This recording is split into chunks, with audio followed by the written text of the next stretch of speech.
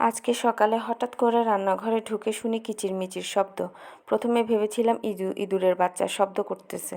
পরে আরও কাছে গিয়ে দেখলাম একটা ছোট টুনটুনির বাচ্চা দুটো প্লাস্টিকের ডিব্বার মধ্যে আটকে কিচিরমিচির ডাকতেছে।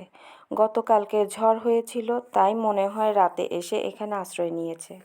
যাই হোক, এটাকে ধরতে গেলাম, কিন্তু উড়াল দিয়ে সে রান্নাঘরের সব জায়গায় যাওয়ার জন্য রাস্তা খুঁজতে লেগেছিল, কিন্তু পেল না।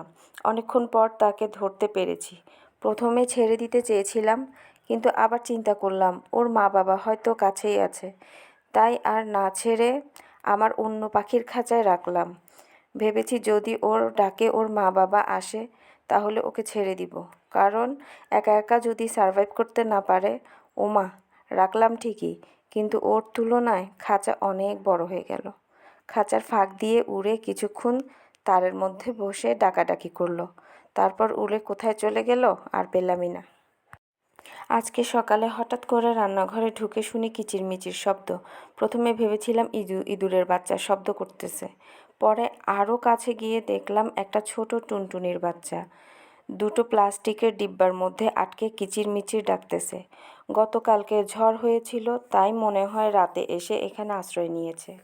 যাই হোক, এটাকে ধরতে গেলাম, কিন্তু উড়াল দিয়ে সে রান্নাঘরের সব জায়গায় যাওয়ার জন্য রাস্তা খুঁজতে লেগেছিল, কিন্তু পেল না।